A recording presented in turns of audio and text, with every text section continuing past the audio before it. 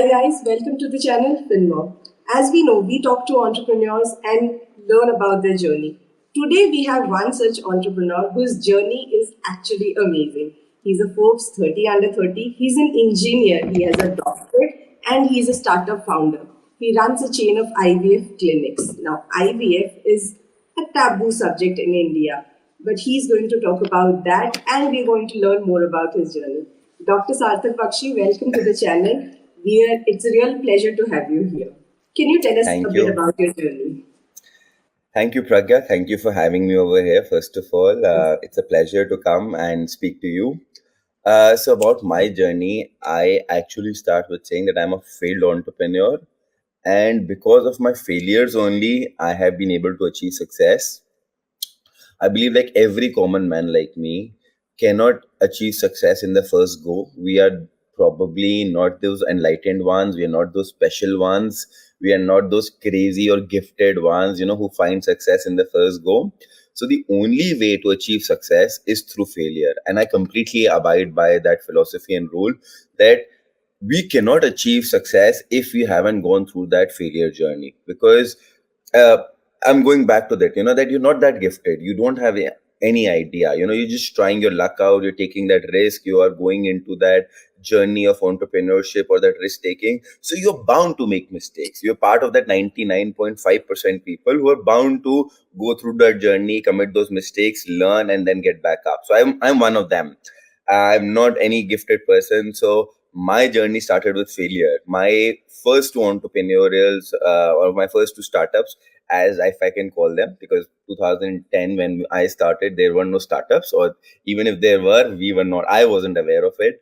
So back then, uh, I did something. I was a fresh engineer, fresh out of college. So I started making games for iOS devices. I was making. Apple phones were newly introduced in 2008, so there was a big hoo-ha Apple ecosystem. Android had launched later. It was a completely free thing. There was nothing paid on Android, so we said, well, it does not make any sense, so we did not even consider Android, and we started making games for iOS. Our first game was a very big hit, and because of that, we started making multiple. We hired effervescently, and this is bootstrapped, so say if we Yeah. earned $100,000 back then, so $100,000 used to mean a lot, 60 lakh rupees, as if I can say. So it's 6 crore rupees. So we hired effervescently, game engineers, graphic level artist, and sketch artist, and all of that. And we did not know anything. We were just going with the flow. Everybody is doing this. Let's go into 2D game, 3D games, blah blah blah. We entered gung ho, and the rest 28 games flopped. We could not figure it out. And because 2011, it was such a nascent time, Apple was innovating itself. So it's Yeah. like my ecosystem, my surrounding, my everything was dependent on Apple. Apple was my father, mother, grandfather, everything. And Apple kept changing itself. While we could get ready for iPad, iPhone version would change, then iPod version would change, then there was a mini version could change, then there were Apple policies and guidelines would change, the programming language would change. We could not just keep up with our provider. So like if you're selling on Flipkart or Facebook, or your ecosystem is completely dependent on that, and they keep changing the policies, the versions, and it's not their fault. We were not ready or adapt to that. So it's like we were probably a step ahead of launching without the right ingredient, right materials, and probably that's what our slow death happened. And then it was figured out that okay, this could not done. My second journey was that I figured out that this is tech. Probably I wasn't ready for tech, and let me do something as a pain point. And I started into a laundry journey. So I would like to ask you now, Pragya, do you think why is there no pan India laundry startup? I did that in 2012, and Oh, we are sitting in 2024. Why is yes. there no pan India laundry startup, like, say like a Zomato, Amazon, Ola, something that you just want to give your clothes to wash, you go anywhere, click on a app, some person comes and collects your dirty laundry. Within one day, they give it back to you all clean and neat and shiny, and probably put a 5 rupees chocolate on top of it, pack it with the ribbon, and then hand it back to you, ma'am. Here's your clean clothes. Why do you think this kind of service is not existing? I I tried that in 2012, but I failed. I'm asking you now. Can you? It's very easy to answer retrospectively. It's very easy to answer it in 2024. I think people are more price sensitive, and even if you offer them cheap services, most of us have this habit of giving our laundry to the local laundry guy. He comes and fix. It's more of a habit probably at price. That's what I feel. But is there something more to it? So that is the pain point I painted in myself, my picture, when I was doing the startup, and I 2012ish, 13ish is where, I had, okay, there's a startup. So by then we had understood, okay, what a startup there are investors, you could reach out to them. So my first slide was a dhobi cart, that my Oh, 5,000 rupees jeans, they were patkofying, and there's a bat in their hand and they're hitting it with that bat, and that's the image I painted in my mind, and I was giving it to the investor. Sees, to the investors, that, oh wow, your expensive clothes, even any shirt, any jeans, any kind of cloth material can be destroyed because they're doing it in such a bad way. My problem was I was trying to replace the most convenient part for them. Because in India, and again, what was the concept? That since Flipkart is working and it's an a copy, or probably, let me not say copy, it's inspired from Amazon, it's working in India. Ola has been yes, inspired from Uber, it's working in India. Something other, almost similar idea, probably Swiggy or something, hasn't entered, but something is getting inspired from abroad. So we did right. the same thing. We got inspired from there, and we did that. Our problem was, because I had this picture in mind and I was giving them the complete laundry solutions. I was trying to replace Kanta by us. The problem was Kanta Bai's replacement is not us. The Kanta Bai's replacement is Shanta Bai, Lakshmi Bai, or some other Bai who's easily accessible, trustable, is part of the society, will come at your convenience or not at your convenience. But we were trying to replace cheap manpower with expensive technology, Right. which doesn't happen in India. That was our pain point. So unless you change the thought that, because in abroad there is no cheap manpower. There's only technology, and then there's lesser expensive technology, and there's cheaper technology and better convenience. Over here, we were trying to replace very cheap manpower with more expensive solutions and technology, and then telling them, and then obviously all the other factors which you rightly said, there's a price war, there's competition, there is operational hazards, there are operational multiple issues, clothes being lost, a 500 rupee, say a 500 rupees t-shirt was lost, and then the person or the owner would obviously claim it as to 5,000. There is no price you can actually Right. signify. So I'm not even going into those operational challenges because that's part of every business. So that was agreed. But the basic core fundamental is where we were wrong. And that's when I decided, okay, it did not work out. I mean, after obviously burning our money and time, and again getting dejected that, oh my god, what am I doing now? No, two startup failures. Is this is life going to be like this only? That one after the other. And then I thought, because this happened within 3 years, it's time for me now. Go back, do properly an MBA, and settle. Nothing else.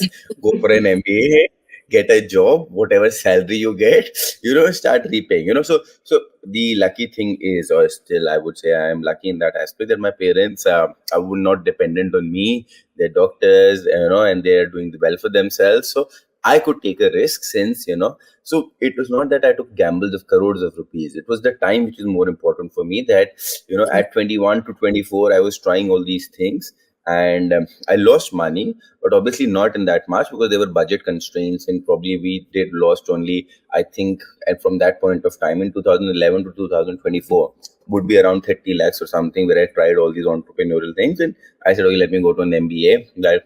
That's where my mother, who's an IVF specialist, said IVF is up and coming. Do you think that we can do something together? Because her motherly love wanted me to stay back, because this time I was clear I'm going to go to the US, do an MBA, and I'm not going to come back because I need the money from the salaries over there. But that's how she, probably gave a hint of an idea, and that's how we started our IVF journey. So that's how my entrepreneurial journey has started, with two failures, and the third one clicked. And it was again the risk with the IVF thing. I'm not an IVF specialist. I've never been into healthcare. My parents are doctors, great doctors. bad administrators and managers. It's not that as great doctors they are, the other aspects of running a hospital or running any kind of a healthcare setup is not part of their DNA. And that's how the mix and match and the complement thing happened. And that's how I am here today, running a successful chain of fertility centers across India, Nepal, Bangladesh. So that's how it's happened. Wow. Learning from failures, and entrepreneurs is not an entrepreneur actually starts from failure. Every entrepreneurial journey has I failure. mean, I agree. 99.5% for me. I mean, again, if you're one of those 1% talented, gifted, special people, you're class apart. We are not talking about those. We're talking about Yes. us commoners who have to start. I mean, I'm very sure. I mean, even for you, your podcast or anything, not your first podcast becomes it, not the first, whatever journey you started, the first thought, the first way of conducting it. Everything is a learning part, and you're an entrepreneur only if you're learning from everything, learning from your mistakes. People give up so easily, they're not consistent. The only two things which have helped is consistency and persistency, nothing else. You keep going, you keep learning. You did a mistake, just don't commit it tomorrow. There's no complex formula for success. What I have understood, it's a very simple one. People are just not ready to accept and not ready to be consistent for a long time. If there's a problem, if there's money loss, they're ready to give up. If there's time loss, they can't take it. If there is stress, they are not ready to accept that. So the threshold for failures becomes so low that everybody is ready to quit within the first 2, 3, 4 hard months of their life. Yes, only 90%. I mean, I think only 10% people make it through the valley of the doubt, as they say, where they just give up on their first failure and they start doubting themselves and then they just don't go forward. Sure. So yes, that's an important point and an important learning. And talking about fertility, you are the CEO of RISA IVF. You are, like you said, running a chain of clinics across India, Nepal, and Bangladesh. So, see, like you said, your mother told you that fertility IVF is up and coming in the country, and we should concentrate and start clinics. And so, fertility again is a very emotional topic. It is probably something very personal to me as well, because I have been through that, where I've been to a doctor and I've been told that I cannot Oh, conceive, and all of that has happened. Though I did not have to okay. do an IVF, that was COVID times, and there was just not enough to be done. So anyway, I conceived naturally and it happened. But that emotional, the stress of going to the doctor and getting to know that it's not going to happen for you, and then I have friends who've probably tried also and they have failed, and so it's like more than a medical thing, it is also an emotional thing. But yes, people are coming to terms with it. We have seen infertility growing in the country, and you know you probably know more about it, as an entrepreneur and as a person who sees so many patients coming. So how has the journey been? How has it been? Oh, it's been a good journey, an eventful and a learningful journey, as you said. And you rightly said that, the fertility is always a taboo subject because, there are diseases that you can openly talk about, and you can openly agree, okay, probably I'm suffering from, there's an eye problem, there was a cardiac issue, I got a heart attack, there's a stent I put, Diabetes. there's something. But fertility, because, and I mean, there are two, with both genders it's completely different thing, for men, and I have spoken about this a lot of times in last month. For men, it's more of a taboo. I mean, men are so ostracized about talking about. It's if I talk about fertility, if I don't have some problem with my sperms, it's like I am not a man. I am less of a man. The core issue for men to share about this is I can never talk to anyone. No, okay. So it'll even be reshaped with, okay, we are facing some couple issues, even if though infertility, 50% of infertility is due to men, but we can't talk about it as if guilt trapping us into accepting that there is some problem with our manlyhood, or probably, we were not as strong, or as wild a beast as a man should be. We are on the lesser spectrum of that, so men don't share at all. Coming to the women part of it, women are generally more accepting and tend to share about it. But even in terms of having undergoing IVF, generally they don't want to share. Although the trend has changed a lot since the last 10 years, 15 years, people have accepted, because it's not in your hands. I mean, we see the hundreds of patients every day, and there is no direct cause to infertility.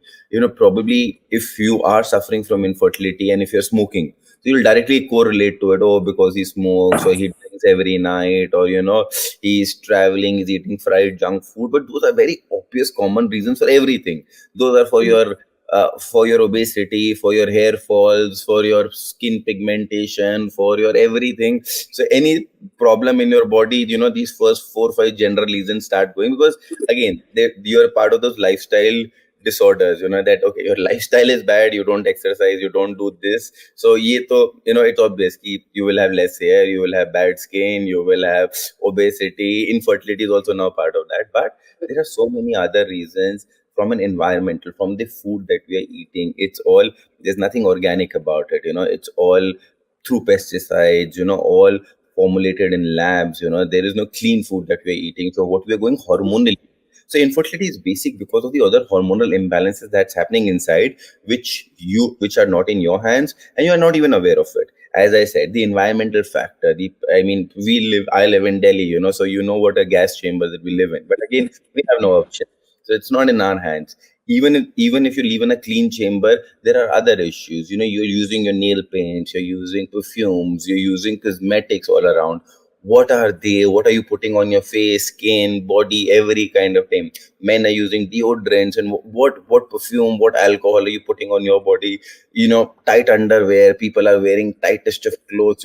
So what if, from a biological perspective, your scrotum has to be free. It hasn't. You don't have to put stress over that area. So multiple reasons, and I can go on and on about it for people who don't even think about it. That so anything can cause infertility, and it can happen to the best of us. There's no shame in denying that fact. And there are two clocks. Like I always say, there's a biological clock and there's a career clock, and both of them are inversely proportional only for women.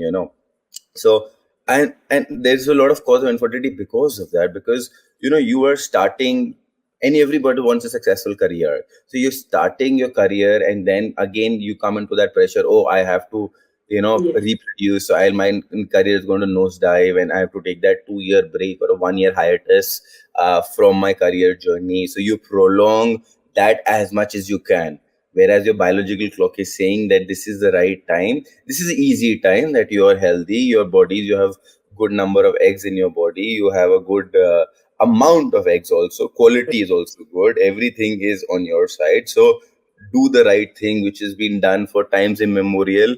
Do it at the right thing at the right time. But apparently there are priorities, and I'm all for it. I'm not saying, but there's a right thing, there's a right age for right everything. So everything relating to that point, from is compounded into infertility increasing tremendously. And I can actually tell you that that we're facing even couples who are in their early 30s, and they Yes. start trying. But as I said, we've evolved so much. The hormonal imbalances which I talk about, which you're not aware about. Okay, so I mean, men, it's almost bad with them, 50%. With women also, if you're taking contraceptive pills, probably once, twice, thrice, which has become very common. Are the changes that you're going through for your menstrual cycles, the amount of stress that you've put already on your hormones, and when it's actual time and you're actually trying to conceive, you're not able to do so, even of 8 months or 1 year of trying naturally. And you've seen that, that okay, there is no unexplained infertility is almost 20%. I am healthy, you are healthy. There's no direct cause. Yes. Sometimes there's like PCOS is there for women, and for men, if we do a semen analysis, we can actually see that okay, where is the sperm lacking? Is it the quantity? Is it the motility? Is it the concentration? Is it the shape? Is it the size? So when we analyze it deeply, we can figure out what's the problem. But if the sperm is completely healthy, and we there is no direct relation, or we can't pinpoint the fact for a woman also, which is like, okay, she's healthy, there's no PCOS, there's no endometriosis, the ovaries are healthy, there's good quality of follicles that we can see, then also there's infertility. 20% of infertility is like that. Okay, both of you are healthy, you've tried naturally for 1 year, it's not happening. So you have to Yes. start with some sort of fertility treatment. So which, like even in your case, anything could have happened, and it can happen to the best of us. But IVF itself is not a painful or a trauma. The emotional journey of now going to a doctor, speaking about it, discussing it, and you can probably speak to a doctor, but you can't share this with someone else. That is where Yes. I say that you need to come out that, okay, we are trying, we're facing problems, we have tried, and people may help. Thing is, Yes. I spoke about this on my last podcast, that people go through the wrong journey. Instead of going to a healthcare specialist, the first Yes. is a mandir. Kanti, Mhm. Baba, we are praying, please bless us with a child. That is where 1 year of our great audience goes to multiple places around India. Yes. And thanks to Modi ji, we have one more location now, Ayodhya, to go to. But And jokes then these apart, nuskas also, all those gharelu nuskas that your and grandmother then must and yeah, have yeah, and used. then again, there are like, oh, you should, ashwagandha, giloi, and dhaniyas and all of that you start with. I'm saying, okay, so the part and parcel, you can have this simultaneously when you consult a specialist, but don't postpone your journey to a specialist by thinking, let me just keep trying all these desi hacks, let me keep trying these wayward ideas and see, if we can get a success or not. If you want, I mean, Chinese specialty, I'm trying to drink this herbal ginseng tea someone brought from Bhutan, or someone brought from northeast part of India, and it has got great herbs and all of that. I've heard it all around the spectrum, that and I'm trying to control my laughter when someone is telling me all these things. Okay, I said, okay, very good. Okay, so let's see, what the clinical results say. Let me see what your reports tell, and let me understand. And that's where we go from a scientific perspective. And again, to each its own. I respect everyone's wishes, and I understand that you're going through this journey, so you can try and you can take support, but you don't come to a specialist and you're not taking even emotional support from your colleagues, from your peers. You have your own circle, men have their own circle. And that's when I said that men, if probably sitting with his friends, drinking at a bar or a club or a pub, but they will discuss all sorts of topics. Cricket, oh, Virat Kohli is doing good and bad, and foreign trips, and let's go here, there. But they will never talk about, I have, an issue. Never ever. I Yes. have never seen that in my life. They can discuss up close and personal things, but never ever about their inherent needs or their inherent body, which is undergoing a turmoil, but they'll not discuss that. Women more probably might discuss, but as a couple, when you're requiring to, see other couples, discuss about it, talk about it, you lack that kind of emotional support in our society today. And that's where our wishes and, what we have created. So I've also felt that while male employees, male generally don't even get tested often unless pushed to a corner. They don't generally get tested. While for women, I also feel that most of us are working now, and the employers are also need to be a little aware, a little sensitive, because I remember, and this is very personal to me. IVF, I mean fertility, and everything was something that I've been through. So I understand when I tried to take a sabbatical because I wanted to do it right. While of course men don't talk about it and don't even get tested unless pushed to a corner. Even for women, I think it's not easy to come out. It's more of an emotional thing, like you said that unless you take support, it's not going to be easy for you.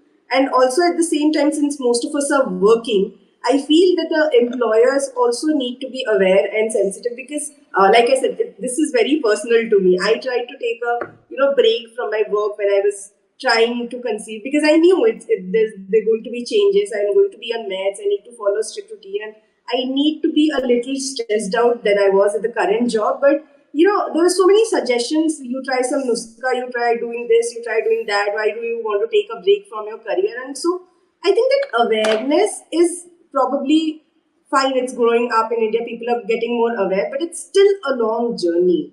But like you said, there have been changes in the last 10 years, but I feel there's a long way to go. So you're also VC partner at Excluto. So tell us about how it started. So with Excluto, I'm a venture partner with over there, and Excluto's main job is to connect the right kind of investors with the right kind of VCs. As VC firm requires LPs, limited partners to invest them.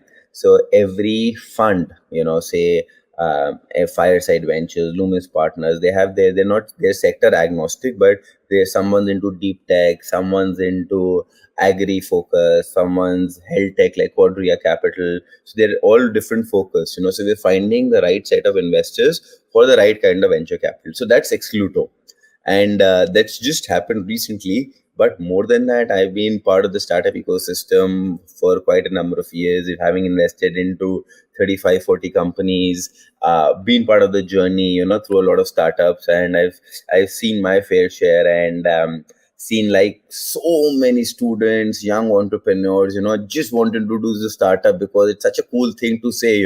If I meet you and I say I work at even the best of companies, Microsoft, Google, Facebook, okay, so you're one of those 100,000, 200,000 employees, okay, out of 3 lakh people, you're one of them. But if I say, oh, you have a startup, wow, what are you doing? You're doing something of your own. So the respect value, the snob value, the brag worthy proposition from someone telling me is so huge that everybody wants to just go on the buzzword, oh, startup. And you only see one success, not the 99 failures. So everyone, when they read about, oh, I got $3 million, he got $8 million, and the mindset, if which I've seen, what is luring away young entrepreneurs is, okay, 3 million means 24 crore rupees.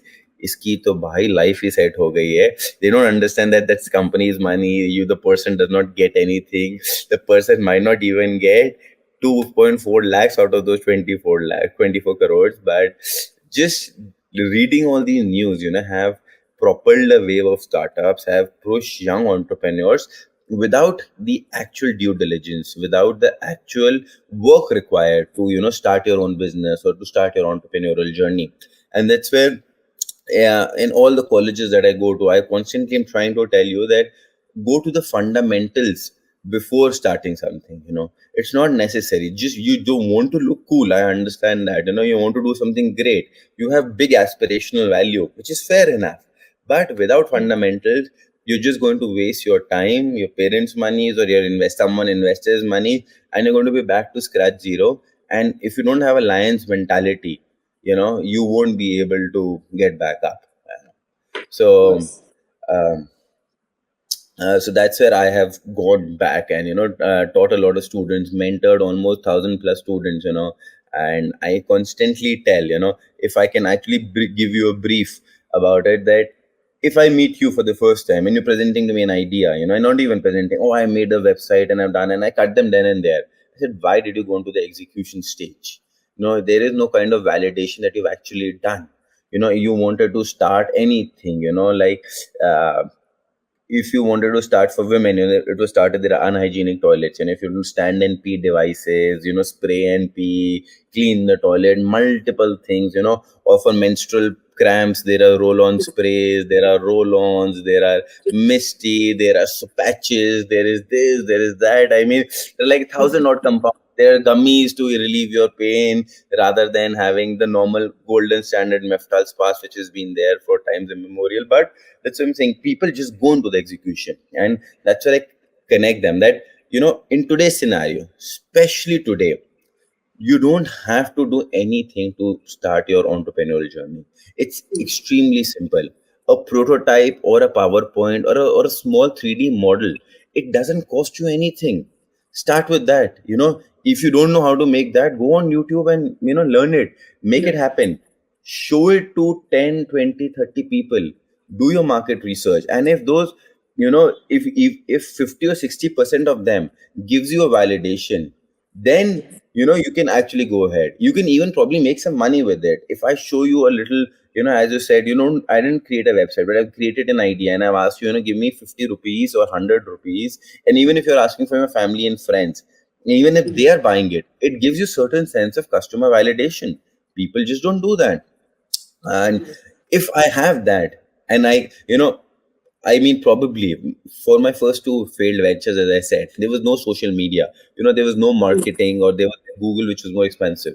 But today, WhatsApp marketing, Instagram marketing, 100 rupees a day is such a good amount for you to actually slowly get such great customer validation. Such a small amount gives you such big validations, but people don't do that.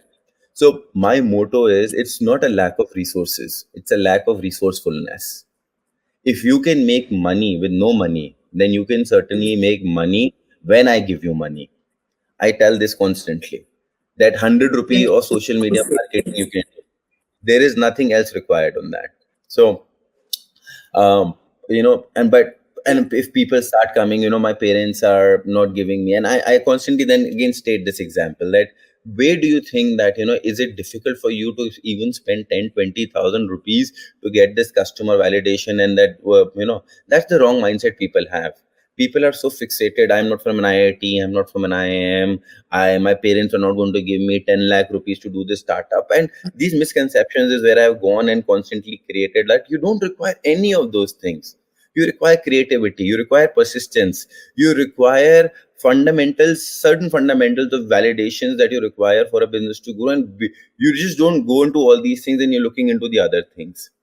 And I've Right. constantly said that the product obviously evolves over time. Nobody creates the perfect product within the first go. As you mature as an entrepreneur, you're growing above. And each product is different.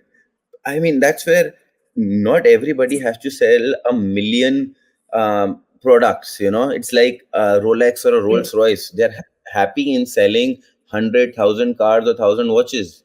They're not competing with Titans or Hyundai or Maruti, which have to sell 10 million cars or 10 million watches. There are both kind of businesses are there. You have to see that where does your niche and where does your business lie, and where your market is. Once you have that, and where does technology come into play? That technology is required to scale your business. People are going, everybody is going into AI gung ho. And before AI we started, there were a few buzzwords: machine learn, ML, AI, big data. Everybody was, oh, my startup is, it's into big data, it's into networking, we're doing CCNA, and we are applying ML and all of them. But technology is just an enabler. If I have to hire 100,000 salespeople to scale a business, then it's not a tech business, it's not a scalable business. It's like an everyday business. But if I am sitting in my office in Delhi and I can do sales all across the globe without hiring 100,000 people, then I'm using tech. And that's where the scalability issues, that's where the startup comes into play. The fundamental is, if I have to open brick and mortar, if I have to, McDonald's has to open at every nook and corner, or a CCD or a barista or a Starbucks, they won't claim them as a startup, because they have to have those physical presence and offices and all. It's not a tech oriented business. And that's where people go wrong, and fundamentally they are all off the chart. So this is what my analysis has been in understanding what you have to go through. So I That is actually true. believe that it's the fundamental thing. People are constantly, students or young entrepreneurs, they're focusing at the wrong thought. Thought clarity is missing. When you I and okay, so let me put you in a spot of bother. What do you think is the best thing about McDonald's, and why is McDonald's so successful? I think the taste and The burgers are the best. Huh? The burgers are the best in the world, now. It's a trick yeah, question.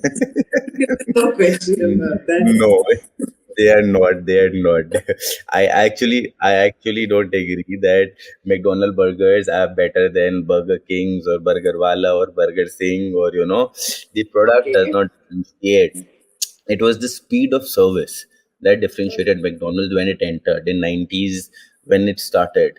Back then they were, and still today, it's not the best Yes. burger. It can never be the best burger in the world or in town. Never ever. But 2 minutes, you stand there at the counter, and you get a burger within 2 minutes, and you take the burger yourself. You would have seen the movie which they have showed, they portrayed. It was that.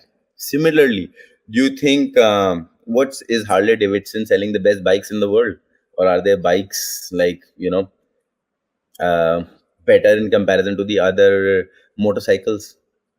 I guess Harley Davidson became sort of a thing to have, one of those goods that you have to just show off. I don't know much about bikes, but I know So, this, that Harley Davidson more or is less, the yes, more or premium. less you're on the more or less you're in the right thing. That these are all when I'm talking about products, like everything is a product. McDonald's is a product. Harley Davidson, they are not trying to be the best product. That I'm going to be the best in this my category. Harley Davidson never said that we are the best bike, or McDonald's never say they're the best burger, or Rolex will never say that I'm the best watch in the world. So Rolex, it sells heritage.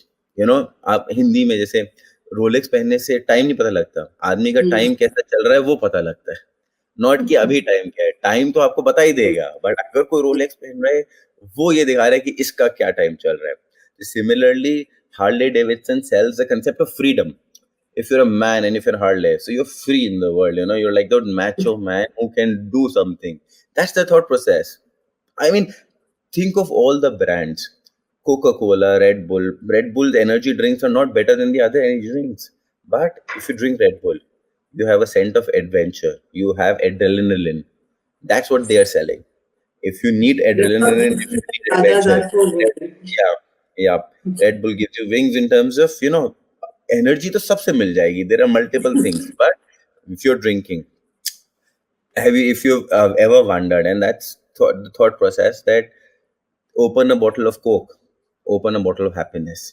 They're never saying we are the best. Nobody, if you're selling a fundamental concept, to if you want to sell a product, don't ever try to say, I am the best pen in the world, I am the best IVF. I will never say we are the best IVF or the best success rate, because it's equal. You can't actually go beyond that. You'll have to find certain other differentiators and certain other concept that you can actually sell to people.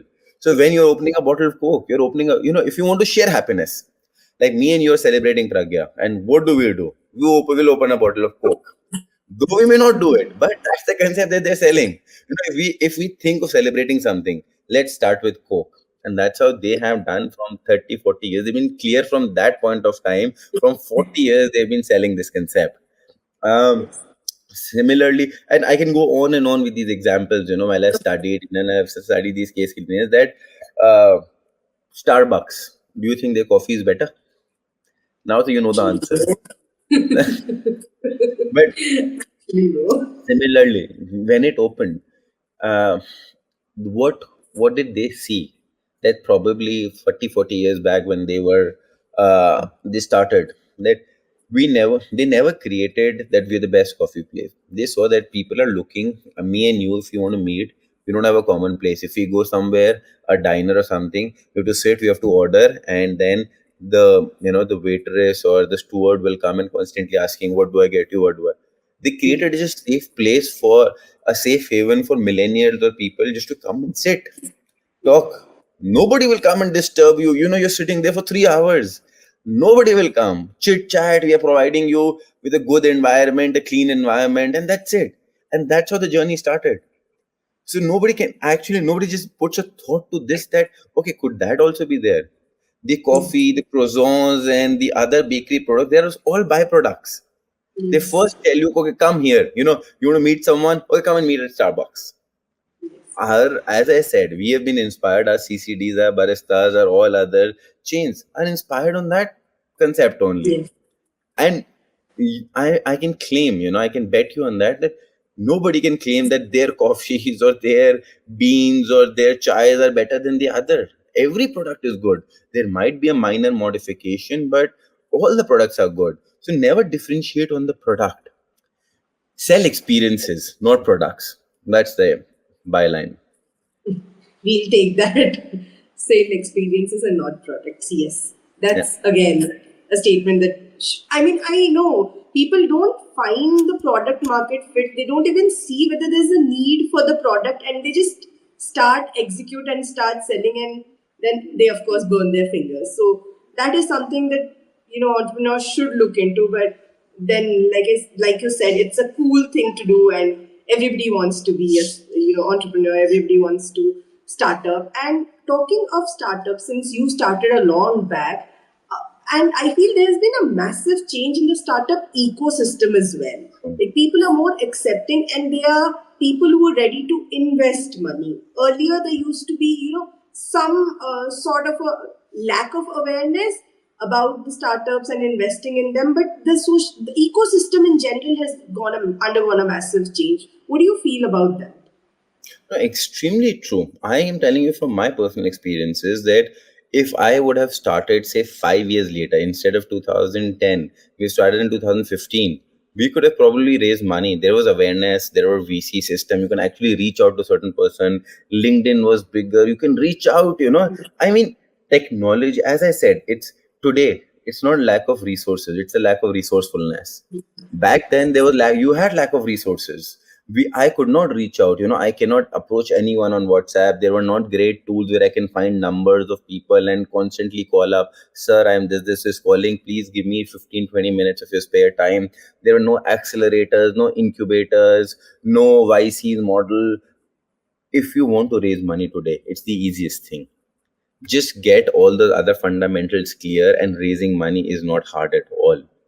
Just don't create a me too product. I mean, there is a whole philosophy to it. I It's like I have a 10 hour long series where I can keep on constantly talking. But to cut the long story short, everybody can easily raise access to capital is extremely easy, and capital is available in both the scenarios.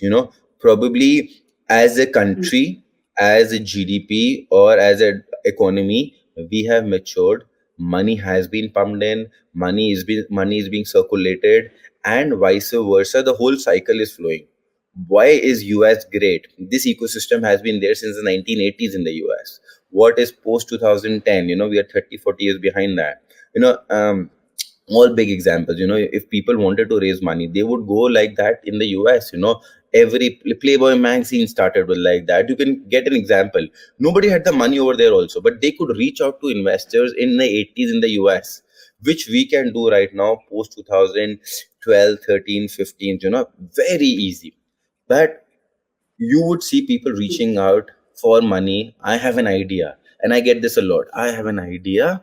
I am very excited. I will change the world. I will create something so amazing, and I want your money for it. Okay, good to learn that. Good to hear that going to change the landscape. But did you actually do 20,000 rupees or 50,000 rupees worth of? And then I go with my again fundamental thoughts and go into the cycle of that development. But it's more easy to get access to capital if your fundamentals are good. And the cyclical changes, as we saw, that the startup winter and a little bit of cash crunch or a fund crunch, these are all cyclical things which will keep come and go. And that's where you test the metal. That if you survive these roller coaster rides, now the downturn is gone and you're back on the up. So if you're on this journey, even these are cyclical turns. If you've crossed that, you're one of those good businesses or good startups that will eventually evolve into a better product or a better journey. So I actually believe that with the ecosystem that we have, you should go for it. And I actually tell to someone, from say 21 to 26, and if your parents are not dependent on you to get a job and send some money back home. I mean, there's this motivational speaker called Les Brown, and I'm very inspired by his saying that, you know imagine that you're on your deathbed, and you're standing, there are ghosts standing around you, the ghost of your ideas, the dreams, the abilities, the talents given to you by life. And for whatever reason, you never acted on those ideas, you never pursued that dream, you never used those talents, you never saw your leadership, you never used your voice, you never wrote that book, directed, acted, started on that idea. And all the ghosts that are standing around you, they're looking at you, angrily, with their eyes popping out. And then, we've come to you, and only you could have given us back life, and now you must die with us forever. So between that age group, that if today, the question right now is, if you die today, What ideas, what dreams, what abilities, what talents, what gifts would die with you? And don't let all of them go for a waste. Go for that entrepreneurial Yes. journey, take that time out, take that risk, take that leap ahead. There is obviously everyone, the ecosystem is there to support you. We did probably, our Yes. parents did not have that support system. They had to go through that grind.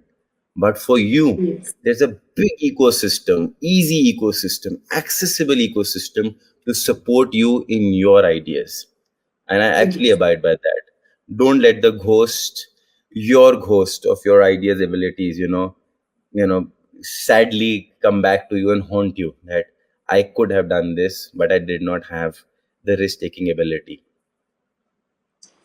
Beautifully said. And talking of, like, yes, I've seen the startup system has become very conducive, and you have access to, like you said, resources. You've got mentors, you have people who are ready to invest in your idea, who are ready to invest in you as a person also. So, yeah, the system has become a lot more conducive.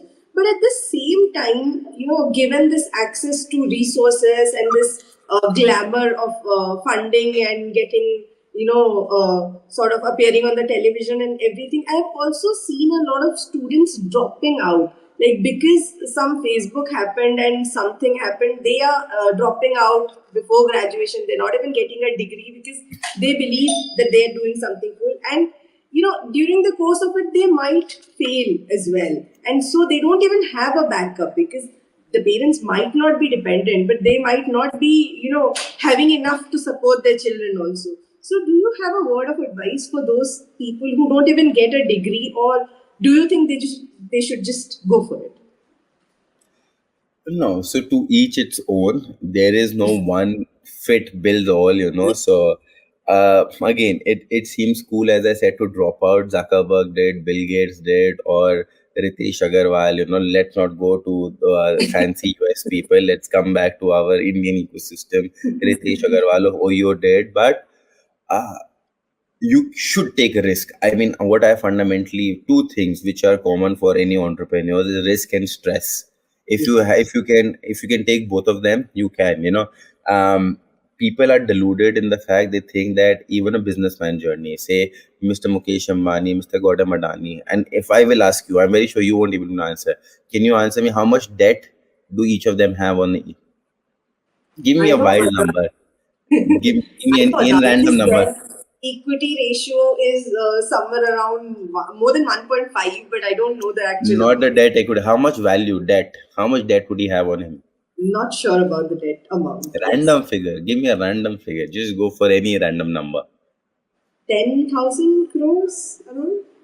Okay, man. You think Mr. Money also in the same scenario? Almost the same, I think.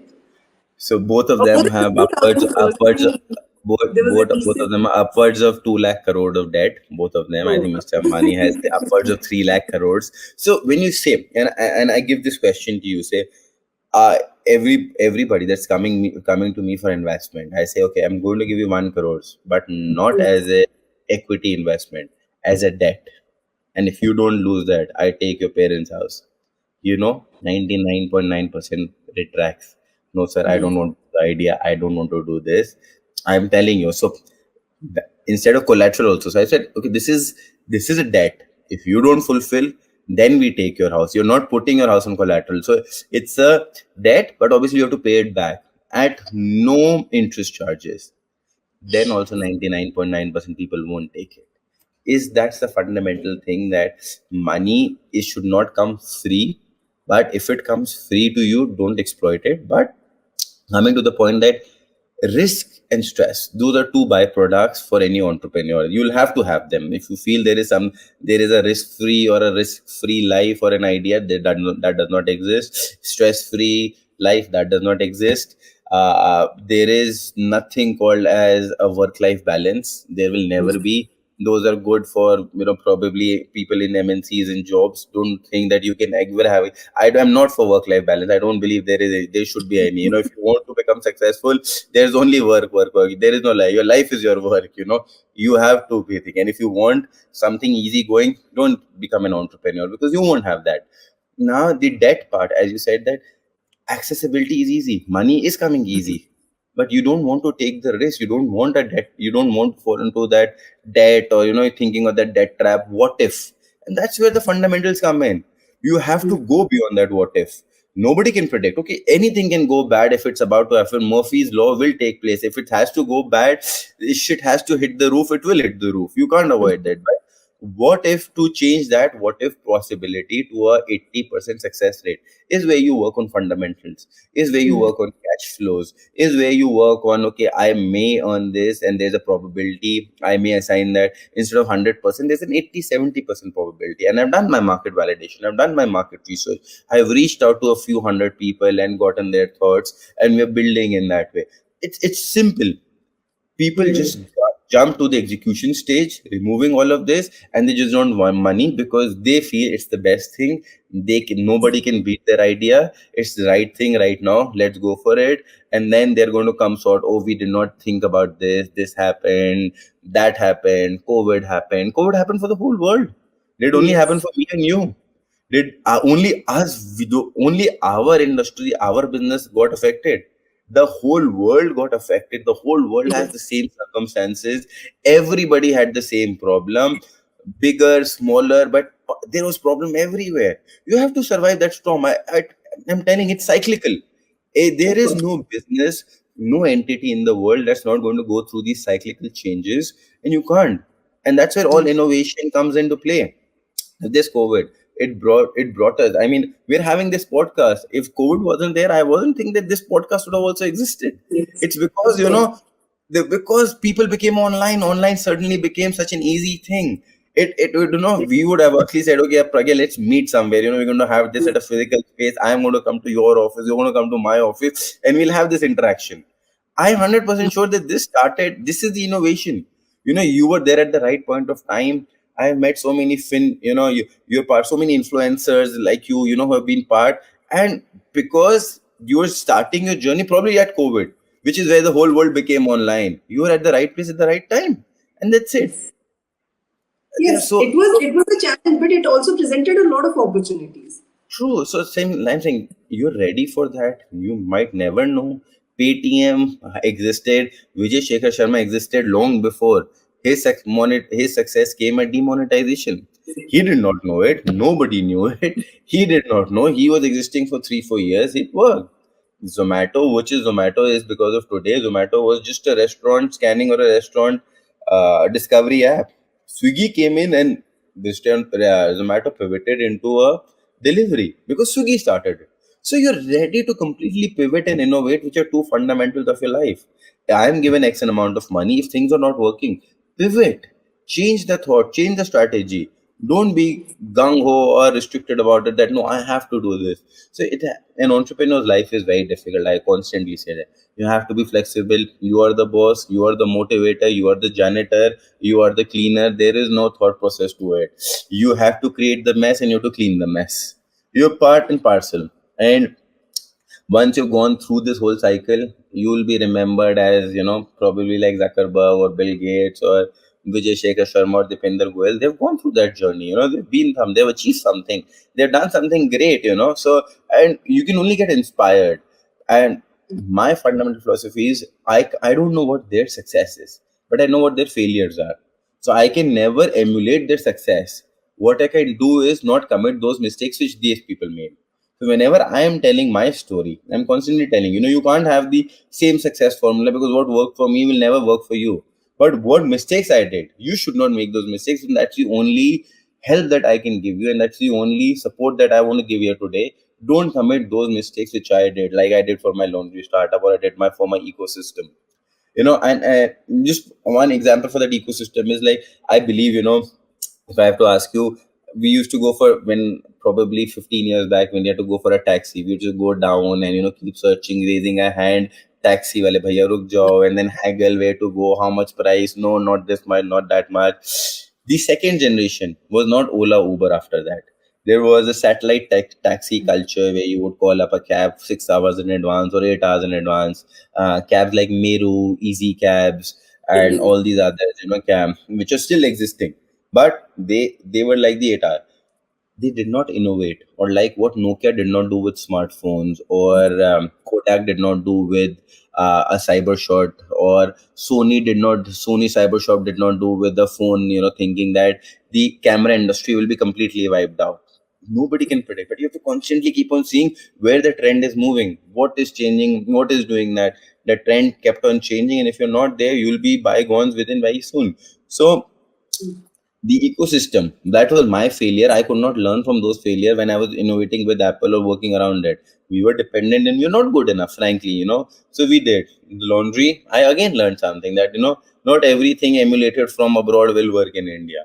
Now, the third thing, I have to constantly innovate in my business constantly. If you're not, you won't. So Yes, it's a lot of life's a adaptability. journey. And you have to Yes, change. You exactly. have to change. True. You Otherwise, have to. you just go obsolete, and then that's the end. It's a slow death, but Exactly. it's painful death. I have, so one of my startup lecture series, I have a 1 hour study on what is innovation. Innovation is not that I have to think something out of the box. If something is done X way, I will do the Y way. No, it does not happen like that. You can't change the ecosystem completely. Like now smartphones are there. What evolution is being done on smartphones? What is Apple innovating? There were two cameras, now there are three at the back, there will be four. There's no innovation happening because you constantly can't keep on changing the complete technology all around. So that's not innovation. uh, Innovation for me is anything from point X to Y. If you can make it faster, shorter, and convenient, or easier, say, make it more easier, faster, and convenient for the customer, that is innovation, as simple as that. And I have that full series that I'm telling you, and a full load of case studies that how something existed and it got wiped out within a few months because a competitor did a small change, one small change.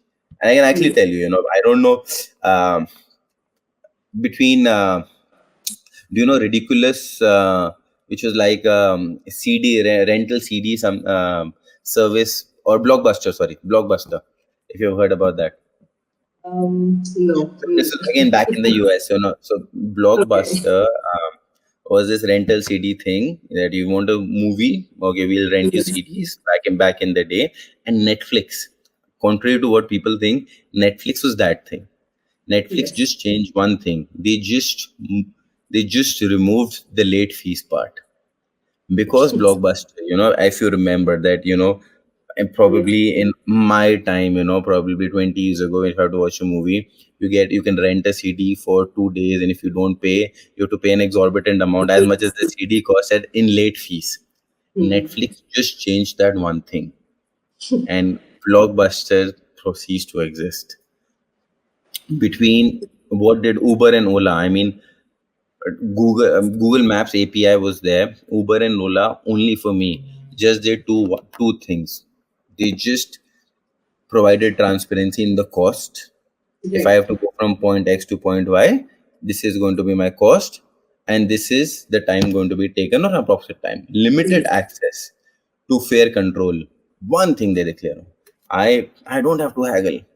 It's going to cost me 400, 300 rupees. Okay, I know, but there is no haggling on the time and the price. But that's it. For me, those are the success for Uber and Ola. Everything else, technology is common for everything, but that's the thought process on how you started with Uber and Ola. I think Similarly, companies also have to understand that there are no fixed loyalties now. People just true. want easy, and people are price sensitive. So if you Yeah, can provide a service in an easier way at a lower cost, people will switch like that. Our true. parents probably had those loyalties of being sticking to a particular brand or sticking to a particular company, but this generation and the next doesn't have that. It's just easy and low cost effective, not just low cost. People are ready to pay a premium for better services also, but True, it's true. easy. I actually value one business for this, compared to all my other. Book My Show. Whenever I book tickets, there's a proper convenience fee written over it, Yes, and they charge it with such great panache. Okay, you want to book online tickets? These are tickets. There's a convenience fee. If you're not, please go yourself. Go to a theater. Ask, haggle which row, which seat, blah blah blah. Take the correct. pain, and don't give us 15 rupees extra for this convenience. They charge it, and then people are ready to give. If you're giving that convenience, people are ready to pay. No So second thought basically, about paying it. premium is not a problem now. Everybody is earning a decent amount, I, and everybody wants convenience, even if it comes at a cost. I can tell you a lot of examples. I mean, from today's scenario, which is not even a case study right now, but I can see it in the future. 24/7 chain, if you are aware about it. So, I mean, great thing. People are looking for snacks, drinks in night, and they're doing this, but they're bleeding money. And I don't know. I mean, I won't go into the details of the retail model or what it is, but with Blinkit, with Big Basket, with Dunzos, and with Zeptos, why would I even go if even at 4 a.m. or 3 a.m.? Why will I go to a 24/7? Even the concept is for that post 11 p.m. or post 10 p.m. where all the other retail shops go. When the click of a button, whatever I want will be delivered from a dark warehouse. That's why the bleeding has started happening, and 24/7 is up for sale, and they're looking for buyers because they don't feel at a viable business as of now. And I can see Yes. it 5 years down the line. There's going to be a case study, which I'm actually seeing that. So innovation is the only key, and there is nothing else that we can do Nothing. beyond that. That's right. So now that you have a chain of clinics and you already invested in more than 40 companies, what does the future look like? Like, what are your upcoming projects? Uh, so I being a very generic statement that yesterday is history, tomorrow is a mystery, but today is a gift. That's why it's called present. Going with that generic statement. And one more thing, that today is tight, tomorrow is bright. You can always have to be optimistic about it. So particularly to my IVF business, or for the startup ecosystem is too big. it's Yes. it's it's no, I'm nothing. Like, I'm a small speck in part of that bigger ecosystem. Universe. uh, but it's ecosystem that is developed, it's mature, the government's involved, it's regulated, it's policies are there. There is multiple state governments, international governments, everything is now done. So it's that kind of an ecosystem that there's no if or but to it. What if someone can take my money, go away, run away, this and that. So all of those things are being uh, constantly being checked into, regulated, make made a policy by it. What are the benefits that you're going to get? So since the government gets involved, and since they are making policies, it's like any other thing which you can actually trust on.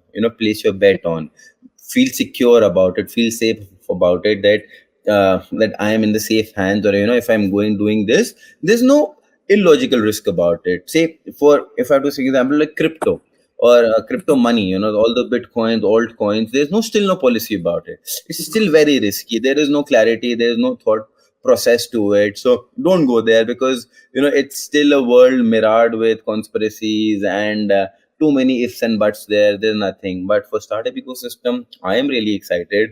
I believe every young entrepreneur should say, you don't want your ghost to be lying around your bed, so go ahead, take that plunge, take that risk. If you have, if you can, or if you're willing, nothing beats like that. We've already spoken about it at length. So you have nothing to lose. You're only going to probably save time from your Netflix and spend a little less on your girlfriend or boyfriend, and utilize that money to do something big. Eventually something can happen. So it's that kind Right. of a game. Even a few thousand rupees can make or break you these days, which is where people go wrong. So these few thousand rupees can make your life, or can you know you can just gallivant it here and there on Tinder apps and all of that. But I believe that the young entrepreneurs should take the entrepreneurial plunge, Yes. and they should start their journey, because you will obviously learn something. No Yes. journey is without any learning. I mean, so much to see, so much to speak to, so much to gain about. There is no end to it, and it's a wonderful thought process once you are there. You're like a river flowing with constant ups and downs, and constant people coming in and out. So Yes. Miles to go before I sleep. yeah, oh yes. With that, we'll end this. Dr. Sato, thank you so much for being here and talking